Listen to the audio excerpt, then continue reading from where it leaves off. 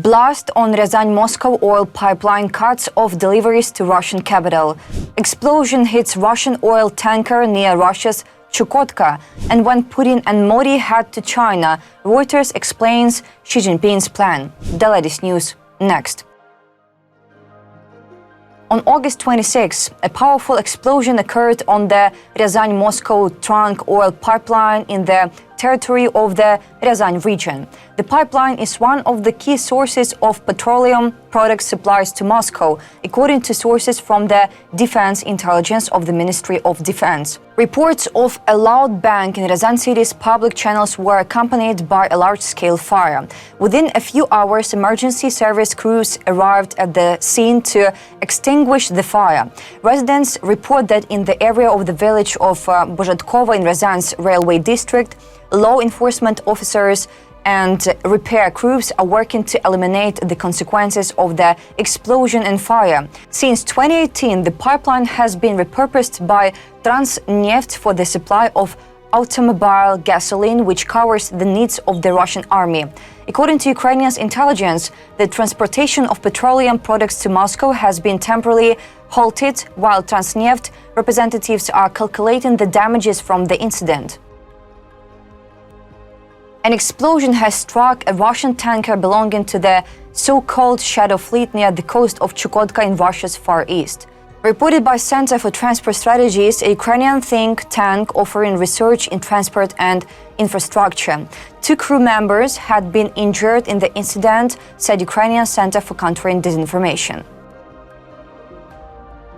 Propagandists emphasize that there was no oil spill, attempting to downplay the significance of the accident. However, this incident confirms a worrying trend, and once again demonstrates that the technical condition of the Russian tanker fleet is critically low. It is noted that under sanctions, Moscow does not have access to quality repairs or certified components, meaning that regular accidents have become commonplace. Explosions, fires, and oil or toxic substance leaks are a direct consequence of the shadow logistics that the Kremlin uses to circumvent sanctions, the Center for Transport Strategy stressed. The Russian authorities' position on the use of the so-called shadow fleet poses a danger not only to crews, but also to the environment in various regions. For example, the accident of 2 tankers in December 2024 in the Kerch Strait already caused a major environmental disaster.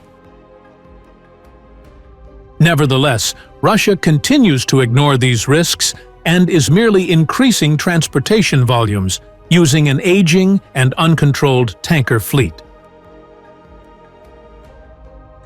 Ukrainians' Western partners have drafted a rough 3-tier defense plan to ensure the country's security in the event the war ends, reported by Financial Times. Western capitals have outlined a rough plan that envisages creating a demilitarized zone that would likely be patrolled by neutral peacekeeping troops from a third country agreed by Ukraine and Russia. Next, according to 3 officials, a much stronger border would be defended by Ukrainian troops armed and trained by NATO countries.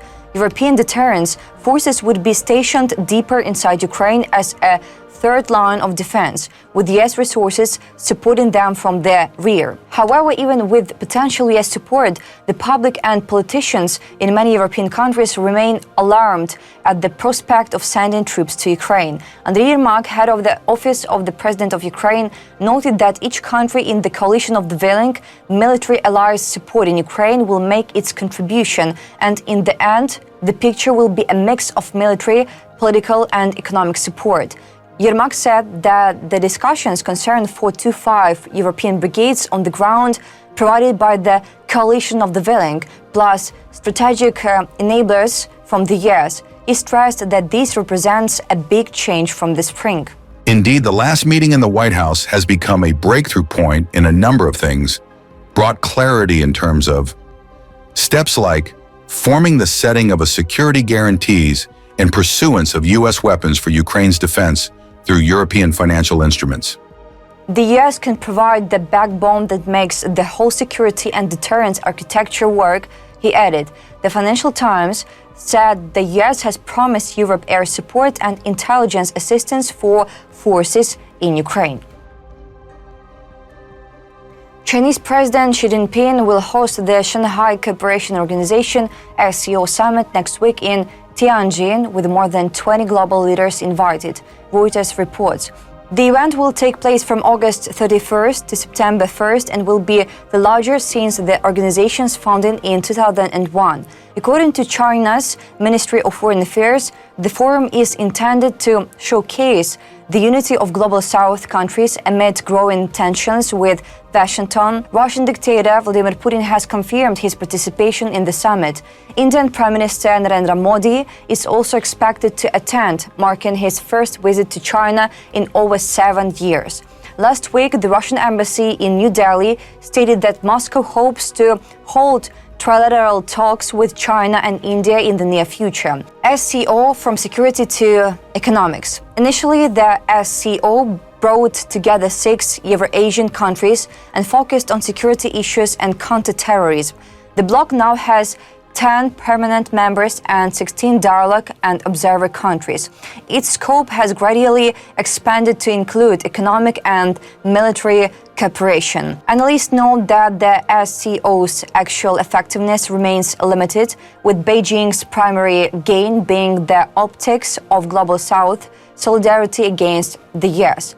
What is the precise vision that the SCO represents and its practical implementation are rather fuzzy. It is a platform that has increasing convenient power, which helps in narrative projection, said Manoj Kavalaramani, chairperson of the Indo-Pacific Research Program at the Takshashila Institute think tank in Bangalore. Tensions among members. However, conflicts persist within the bloc. India and Pakistan remain in confrontation.